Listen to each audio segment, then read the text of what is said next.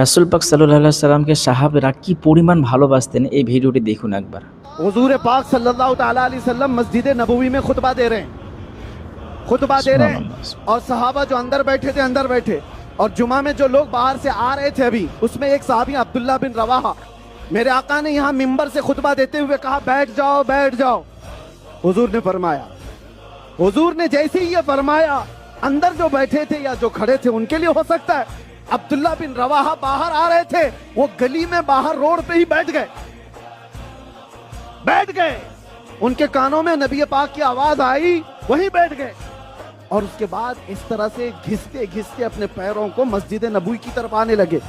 लोगों ने कहा अब्दुल्ला बिन रवाहा तुम यहाँ क्यों बैठ गए, वो तो रसूलुल्लाह मस्जिद में कह रहे हैं। अब्दुल्ला बिन रवाहा ने कहा मेरे नबी की आवाज मेरे कानों में पड़ गई, फिर उसके बाद मुझे अमल करना वाजिब हो गया, अगर मैं खड़ा रह जाता तो कहीं गद्दारों में मेरा शुमार ना हो जाए। সুবহানাল্লাহ, সাহাবীরা রাসূল পাক সাল্লাল্লাহু আলাইহি সাল্লামকে এত পরিমাণ ভালোবাসতো সেটা আমি আপনাদেরকে বলে বোঝাতে পারবো না, আর আমি এর বর্ণনা করতে পারবো না।